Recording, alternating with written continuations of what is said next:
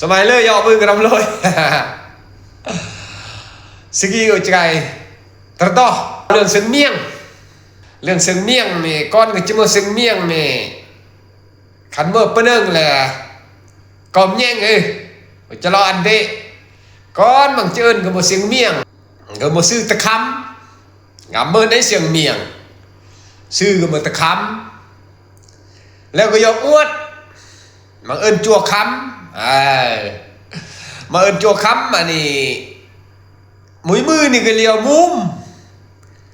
อย่ามุมนะอมนี่ก็ลงน้ำลงแง่ก็ประมาณรถก้วงรถตุดบลูลงว่าก็ประมาณ20 เมตรอันนี้30 เมตรอันนี้แหละเลียวมุมเลียวรถพอค่าติดเมียง3 คนยกพอค่าติดเมียงนี่นะกล้ำเมียงนี่ยอละติดนี่นะยอเลียววุ่นก็แล้วจวนแง่อมงีจุนี่เดินนี่ก็เลยเราจุนเตอร์บอกว่าแย่งอย่างนี้ก็เลยเราเดี๋ยวนี้หลังจากนี้แล้วเนาะเราก็กงกันข้ามก็ตอบเดี๋ยวนี้แทนที่ก็จะตอบเราก็หักไปจุก็หักข้ามเบื้อนเดี๋ยวนี้แนวหน้านี่นะโอ้ยเกินแล้วเราจุนเตอร์บอกว่าแย่งอย่างนี้บอกว่าจุกุนนี่นะนอเลยป้าจวนแย่กี่ฮันนี่อีกข้ามนี่จะเบื้อนเมื่อข้ามจะลาเบื่อนเมื่อที่ว่ายายกบกเลยอันโหกับเราเดี๋ยวนี้โอ้ยฮันนี่ข้ามเบื่อนลาเมจันหมอโอดาท่านะจิท่าแต่งหมอจิท่าย่อแต่งหมอเปิดอันอีข้ามเบื่อนอีจันเมียงนั้นลอยไม่ได้เราเดี๋ยวนี้นอนี่นะพอค่านี่เนี่ยของว่าเราเมื่อไรสอกกำไรได้พอค่าเกิดเราด่าท่าน้ำไปจะไปอาเมียงจิตเต้เราสมัยจันนี่อันพอข้ามเบื่อนโอจันพาคุ้มพาเงียบพามันมันเอวจันลุยเกิดแล้วเราเดี๋ยวนี้เราก็เห็นดีดาลบลินปินความไหนมาจวดเนี่ยมาบไหนเราเดี๋ยวนี้เรามั่นใจตอนนี้แล้วเราก็จูรอมคามเละเมื่อกระยองเมื่อเม็ดเละคามย่ออมนี่ก็รอนกระรอนก้วงนี่แหละเดี๋ยวรอนลงโหเลยอันกันเกลือปันเกลืออันนออันเลยเที่ยงย่อเที่ยงกายเมื่อเดี๋ยวนี้ไก่เจ้ารอพญาเจ้าเมืองไก่พรอพญาเจ้าเมืองเลยแหละไม่เนาเล่าเจ้าเมืองเลยตัดในมือของจั่วคำตัดเป็นของจั่วคำธรรมดาข้ามเลยต้องยกเยื้องลงกี่ข้ามลงโหบ่อเลยกระยองบ่อเลยย่างย่อบ่อเลยเม็ดนอเลยเสียเมียงในบีอาเมียงจิตติดเกเราเมื่อแนวนี้แล้วพญาเจ้าเมืองนี่แหละเราก็คือคองซอส้มเดเมื่อพระเมื่อส่งจิพนันแนวกี้จิแตงแนวกี้ทึกอันกสิกมาเลยเสียงเมียงซึ่งกระเบือนเมียงนี่ซึ่งกระจอบเบือนเมียงนี่ใช่ไหมเลยเสียงเมียงหลังจากนี้ก็อันหับใส่กับหมดพญานี่แหละใส่ยัดพญานี่แหละแยดย่อแยดกายก็พญาเนี่ยเราอันเด็กกำระเลยก็เราจะได้มือเด็กกำระอันพญาประสอกอันเด็ใจเบื่อนไงเราขนาดพญาแนวนี้กระมูลก็เปื้อเมื่อก็เปื้อแล้วนี่พญาเนี่ยเลยเราเด็กสาวใส่กีกุสี30 คนยัดนี้จะได้เมื่อเลือกอันพญาก็เฮ็ดเราได้เลือกอันเลือกเจไว้อันนี้ไอ้ขนาดพญานั่นนี่พญาเลยเฮ็ดกายเลียนเที่ยวมันเมื่อจะได้ก็มาเสียงเมียงเมื่อก็เราจะได้ดูคนบีนึงนะเมื่อจิตเตงเขาเสียงเมียงก็เปลี่ยก็ดอมมือเสียงเมียงเลยเรา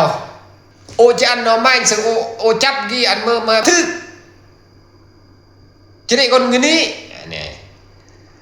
วันนี้ก็เลยจับติถึง2 ปลาโนมมือแล้วมันเจ้ากี้มันเจ้านายเมื่อใส่จับก็มูลเมื่อใส่ก็จับเมื่อแล้วเมื่อเราเดี๋ยวเมื่อก็เมื่อใส่จับมาแหละจับแหละเมื่อเราเดี๋ยวเมื่อแหละลอยป้า เมื่อยักน้องหน้าเมื่อก้นนี่ซื้อนามือเสน่หาของเราเดี๋ยวนี้ ซื้อนามือเสน่หาหน้าเนี่ยเราโอ้เสียงเมียงก็จับติก่อนนึ่มจับติกำราเนี่ยปรวยนาย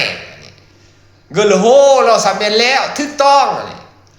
เลยเดียเสน่หานี้ตามมาพญาเจ้าเมืองนี่ก็อันซอกก้างเนี่ยเปะปอมอันนี้นี่แหละจูเล่อันนี้แหละจากนี่ย่อก็ประมาณ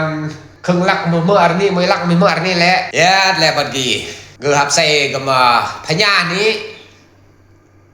แล้วพญาเนี่ยเลยเบอร์มาอะไรเราเชียงเมียงไปเก็บบักเพชรหลังบ้านดูจิกับลาบเนี่ยก็ไปเจอย่อย่อกันละซอกสังรุกนี่ซอกสังรุกซอกอะไรเบอร์ก็ปุ๊บซอกมาปุ๊บก็สิกำเลืองเกาะนี้มันนี่พญาเจ้าเมืองเนี่ยเลยเราย่อกนไส้เนาะนี่เอ้าซึ่งเมียงบอกไปเก็บมักเพชรมันเลยให้มันไปเสไปเก็บมาดูไปเบิ้งมันดูมันเฮ็ดไม่ยังนอยแย่งแล้วก็สิเลอะสิขาไก่ห้างนอตามาบลิกนี่ฮือไก่อันกับกับนอนไก่เป็นตูนก็ดีโอ้ซึ่งเมียงมันเลยนอนขาไก่ห้างเซยก็สมาห้อยตอนนี้ล่ะนออันเดียวแฮดกับไก่เลยเมนแนวเด้อเสียงเมียงแล้วคัดขึ้นคำสั่งบอกเฮ็ดแล้วบ่เฮ็ดบอกทำแล้วบ่ทำเมนแนวเด้อก็พญาบอกไปเก็บไปมันก็บ่เห็นมากล้นจักหน่อยก็ได้ถ้าฟ้าลมฟ้าเอ้ยมันล้นเลยจักจะเก็บมาให้คันพญาบอกไปปิดก็จะไปปิดมาให้พญาแล้วปีนึงมือจิตแตกเลยคัดเหี่ยมจูเหี่ยมนักเสียหน้าเสียเกียรติเสียบทเสียบาทอย่างเสียงเมี่ยงสันวันนี้ก็ยัดมือนี่มาปลำแล้วเสียงเมี่ยงเจ้าหู้ตียานกินข้าวแซ่บนะว่างนี่กินข้าวคือบ่แซ่บหู้หรอหักอยู่ป้ามื้ออื่นจะไปเอาให้แล้วพญาจะเฝ้ากินข้าวได้จนได้ยากินข้าวแซ่บแล้วยังกินข้าวคันบ่ซั่นมันหมดฤทธิ์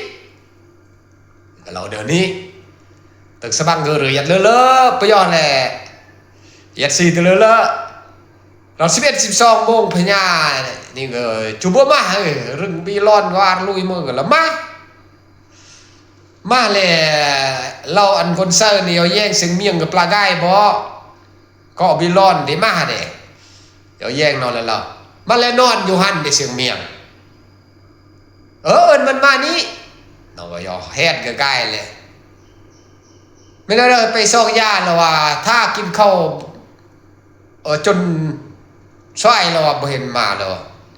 เขาละอดบ่ได้เขาเลยกินเด้กระแซบกินข้าวหันกระแซบแล้วเนาะแนวยากเนี่ยถ้าเจ้าหึงเนี่ยก็นั่นอยากกินข้าวแซ่บบัดเฮาบ่อยากกินมันก็บ่แซ่บบัดเจ็บหัวอีกแล้วเช็ดเนี่ยเด้อก็บ่ฮู้แนวเฮ็ดน้ำมันสิฆ่าสิตายมันก็บ่สมบ่ควรแล้วอยู่ไปแล้วบัดนี้อยู่ไปแล้วฮอดซึกเด้บัดนี้ฮอดซึกให้ไปตีซึกเด้ไปลบซึกนี่ล่ะเห็นอะไรเชิญมันเป็นล่องเมทับมันไปหน้ามันตายซะหมอนี่เจ็บใจโคตรแล้วมันเป็นล่องเมทับไปลบผ่านไหนมันเลยบ่อยากไปมันแหละเมียมันเฮ็ดเครื่องหอมตำข้าวคั่วข้าวเบื่อหันแล้วว่านึ่งจนสุกแล้วมันก็ลกไก่หันเมียมันลกไก่หันคนนั้นออกเม็ดแล้วมัดซบมันซะเซอร์มกอันลงก็เราเจ๊เกิดเธอคือเลียร์นี่ก็หอมตะนอเพื่อปันก็โอ้นี่แหละเราดาสังกุบของกระปรากระแตงนี่แหละสังกุบเหนือสมแงซีนนี่นะเราสังกุบสมแงซีนนี้เทียบแต่งดักสังกุบเนี่ยแหละรอระยะยอรอดใบบอลเมทับเนี่ยแหละว่าพักเบอร์มามันนี่เบอร์มามือก็มอเดเปลี่ยนมือนะมอเดเปลี่ยนเสียงเมียงก็เปลี่ยนกันที่ lar mah lea mani ke mod de plian lar tong jro khir dar o otomet ke siam ne lar khi ke dar laoนี้อันนี้เมื่อก่อไก่กวนแยงนี่สำแง่ก็ก่อซีนเมื่อเขาเบื่อเขาคั่วโน่นนี่ก่อซีนเมื่อก่อซีนเฮ้ยเฮียน้องตาผู้เกิดก็จักเคาะเสียงเมียงไงเกิดย่อก็จิจุจิห่านพานก็จิจุอีก็จิปุษณะซึกเลยเคาะก็ยอมพร้อมอันก็ง่ายดีซะตกลงอันก็ง่ายดีก็ง่ายดีก็คลายดีง่ายเลยง่ายแต่นี่ไงเจ้าเมืองเลยพญาเนี่ยเราเป็นเดียวได้เขาไปลบเราว่ากลับมาให้สั่งอันต้มไก่อันสุกแหละต้มหมดคืนไปฮอดบนกินข้าวอันเราว่าเอาออกมาเราว่าเล่นกุยยุยกงโก้กงกุยนี่เมื่อเป็นแนวนั้นแม่ทัพเขาเลยบอกว่าบ่ไปแหละไปกับจิปสนะไปกับจีเซียเพราะว่าเขามีเคาะเขาเราเอากับเด็กเจ้าเมืองนี่ก็หลอดเล่เดี๋ยวพี่หนึ่งมันจะตอบ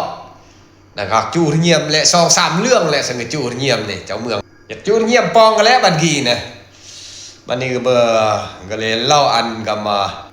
สาวเซอร์นี่สาวเซอร์ตะก้างแต่นี่เลยสั่งอันน้อยเอียก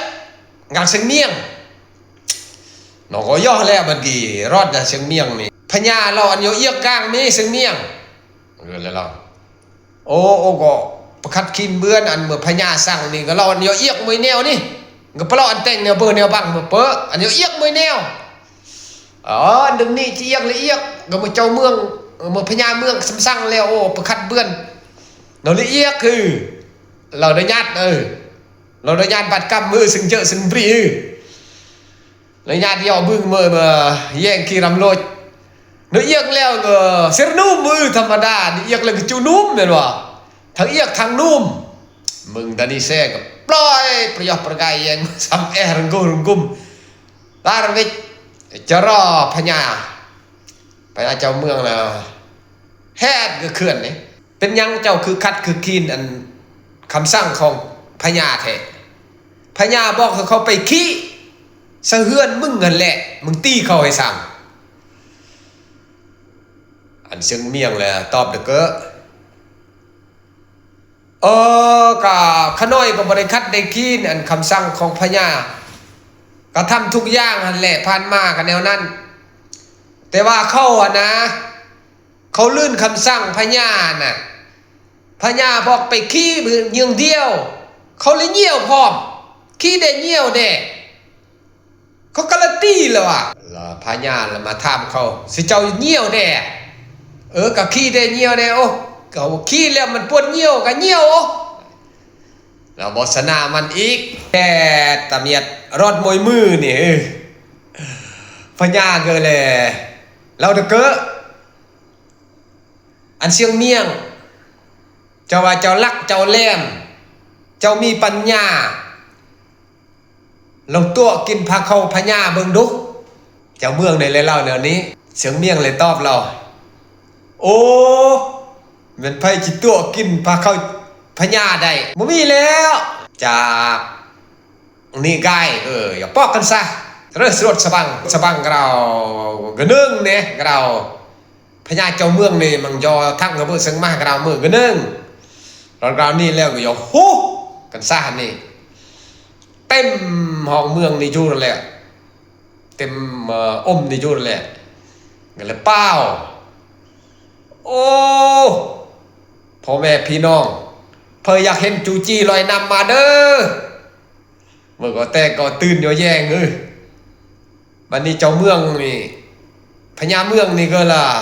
ตระกัดสาป้าติดตั้งแต่เขาเกิดมาก็บ่เห็นจักเทื่อเด้จูจีลอยนำเขาก็อยากเห็นแท้เด้ก็เลยเล่าอันเสนาอามาตย์นี่เดียวแย่งก็อันดับซึ่งมานี่แย่งกายลาจอยมานี่แล้วเดียวแย่งก็เมื่อกายดันนี้ซอกซึ่งมาป้าเมื่อหนึ่งสันเด เสียงเมียงนี่กามาฮะกามาไกซี่เลยอ่ะนี่ไก่มึนนี่ก็ละแฮดดูคนในวังนี่ใส่เยอะไก่ไม้เมื่อสลิปปมาเป็นน้องซึ่งเมียงไปคนอย่าเฮ็ดซึ่งเมียงไก่เพิ่อกินพาเขาพญากับขน้อยนี่แหละขน้อยอ่อนท่านดำมันทอกเสือน้ำหันตัวเขาพญาไปเบิ้งแล้วก็มาลักกินเขากินพญาท่าขน้อยเด้ถ้าว่าคันขน้อยเก่งกล้ากับตัวกินข้าวพญามึงดูขน้อยก็เฮ็ดอ๋อสิก็แห้งจูดเงียบขัดออกจะแต่งแนวเมื่อปะหนึ่งจะแต่งเลยเสียหน้าเสียเกียรติปักลากอันย่อยแยกกันสักโหยตอนนี้เลยมากสึกมากตะกี้แย่ธรรมดาธรรมเนียมพระพีนี่ของพญารถ10 มือหรือว่ามื้อเดือนนี่หนอจิบักสจ้างบักบรังนี่เลยล่าแยงบ่าวไพลาสตอนเมื่อแนวเมื่อทุกเมื่อยากเมื่อแนวเมื่อนี่หนอจีบัก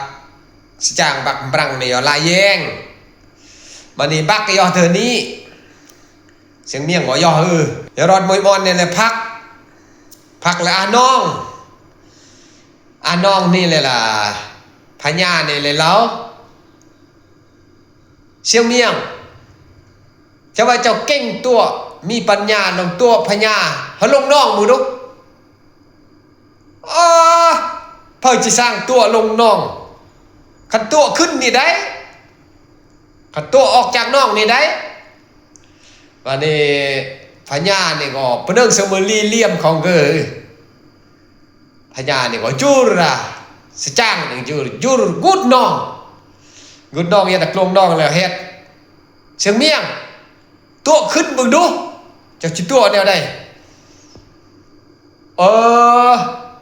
กับขน้อยตัวพญาลงน้องแล้วได้หันจะขึ้นบ่ขึ้นกะบ่ฮู้นำพญาแล้ว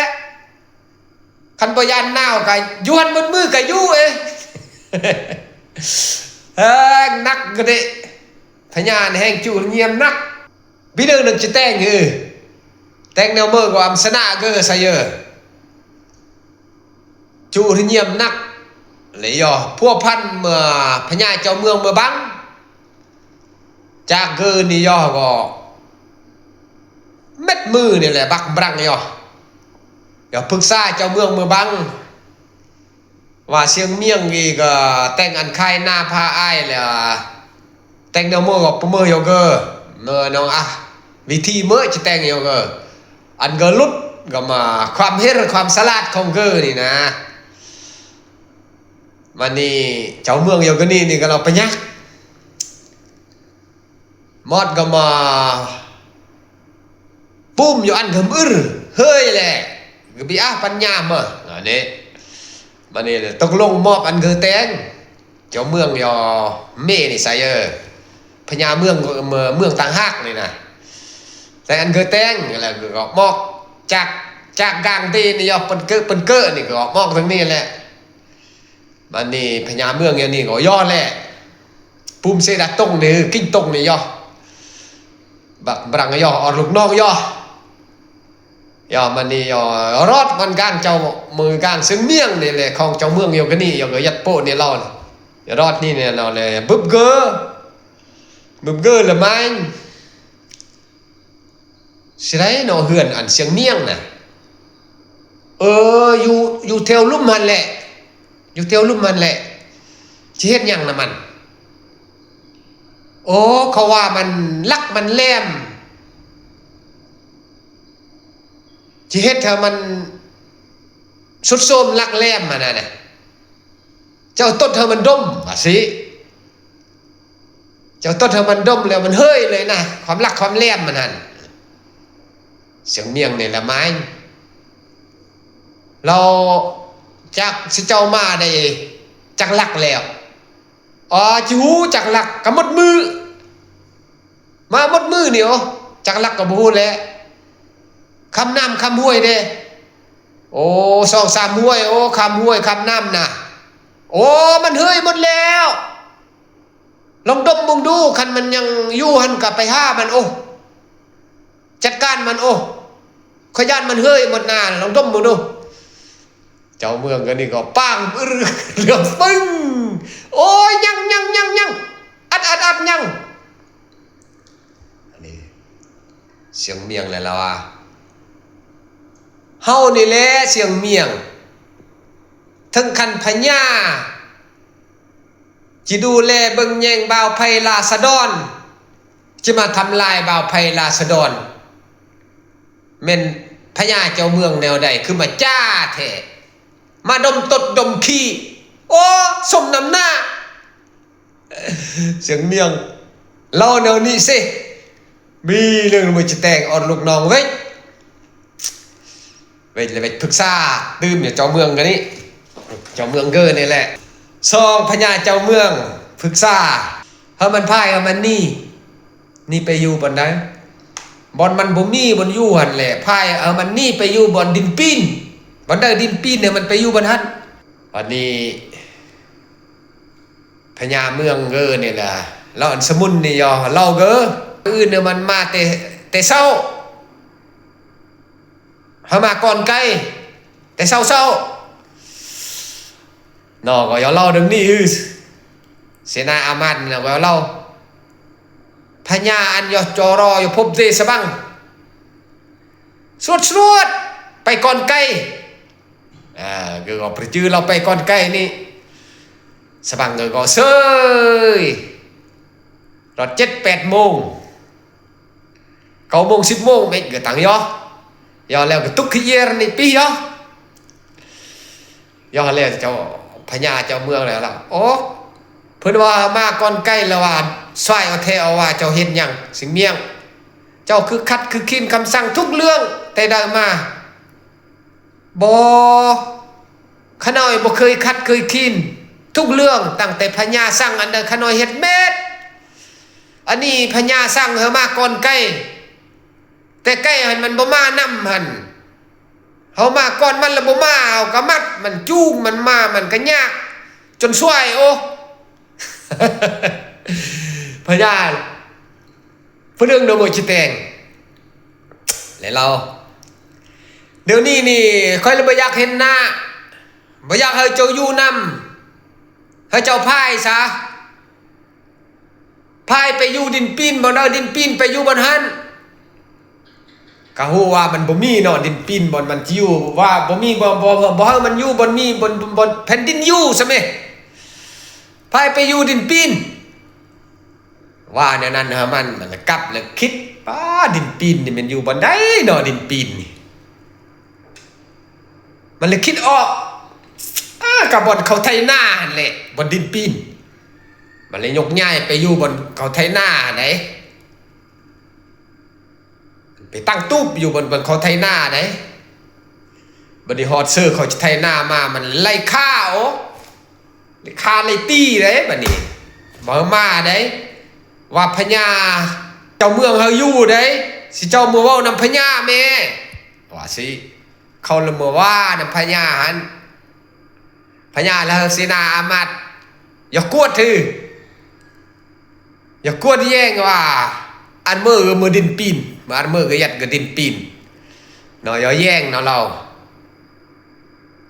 ดินปีนโอ้เนาะไทยหน้าในแล้วก็ปีนลงบืนคนลงโกยคลุกลงบืนพญาเนี่ยไงตกอับนี่แล้วเลยสร้างอันก็ใกล้ยัดดำมังแนวเมื่อไปเนินจะแต่งพระเวสสิงเมียงพันก็ซะพันแบบว่าเพื่อยก็เงาเบาไพลาสะดอนจะเล่าดีโหดหายปลาเทือนแนวกีแนวนายเรื่องจีบีกูเรื่องจีเป็นนิยมอันก็เมื่องนเซอร์นี่ก็เลยแต่งมาต้มเลยมันงวนเราะแต่มาต้มนี่แล้วรักษาลับปั่นมือหนึ่งแต่ว่าเสียงเมียงนี่ก็หักหนึ่งเดี๋ยวมือหนึ่งก็หักหนึ่งแล้วมือหนึ่งคือมันพันแล้วก็เลยเล่าอย่างกำราเด้อันโอมาต้มแล้วโอจานหันแล้วดายามมอนโอปซี หมดค่ากายห้างหมดปุ่มเป็นจับโอ้ยตอนนี้เรียกเลยหมดกุยรอดตุ้งจอนตู้เราก็เลียนประเบือนนี่เลยเชาะรอดตุ้งประดินแปะเอานี่เหล่านี้แต่ยามเด็ดขาดจนว่ากำระพญาเจ้าเมืองยามล่ะก็ยามเราเดี๋ยวนี้มันนี่เนาะย่อแล้วสาวเซอร์เมื่อคนเซอร์นี่ย่อแล้วพญาอันมีมาต้มกีมานี่กุญนี่อีชีวิตก็เนื่องเลยเนี่ยก็ตะเกิดสาวหันลึงตีแล้วโหดจะมีเดือดทอนกำระเดือดทอนก้อนครอบครัวก็ระหว่างแผ่นในนี่ก็ละมาโหดตอนนี้แล้วน้องกุญก็มาแล้วน้องก็เวทกำระก็แต่งแบบเราเนี่ยแหละนี่ไปยัดละจีรีพอไปเจอนั่นนื่นตื่นแสนมาพญาเนี่ยเลยเราไปเบิ้งมาดูมันนั่นคือมิตรแท้จีรีเราอย่าแย่งกายเลยนะเราเสียงเมียงมาเลยนอนข้ากายห้างเลยอ่านหนังสืออยู่โอ้มันเป็นแนวใดเอามาเบิ้งดูจะกินลองเบิ้งดูมันเป็นแนวใดพญาเนี่ยละมอนมาแล้วพญาเนี่ยละหานเลิกกำระกรพญาเนี่ยน้องในย่ามจุเอี้ยวนะโหเนาะต่างยามเดี๋ยวนี้เรื่องซึ่งเมียงเกอหานแต่ว่าพญาเนี่ยหานพร้อม เรื่องซึ่งเมียงก็จะเมื่อเรากี้ฮือแต่ว่าเรื่องกี่โอ้มาเปลี่ยนเนี่ยโอโจจัวคำเห็นเนเกอปักลากเนี่ยกำเลยอาซองเงสามมุมอันที่สองนี่แหละมันเราเรื่องปัญญาสลัดแหลมคมอันที่สามนี่เหมือนเดิมพญากับซึ่งเมียงคือมีแตงโอแต่งกับตอบมีแตงโอกับเปื่อยยำโหยำกะมาสุดท้ายสนาก็ฮันโฟย่อก็นี่มังลาเดินเราสากำยันเดียวผู้เกณฑ์เวียนยันเดียวผู้แตงอีแยงก็พิจารณาเนี่ยเมื่อเลอะก็ดีเนี่ยนี่เนี่ยเมื่อเปลือยปะตองเด้แต่ว่าเรียงในบ้างมันจะเราตั้งนึกออกปะนึงเด้เราตามดีนึงปะปลุดปะเพื่อเมื่อมันกล่าวนี้สมัยเลอะ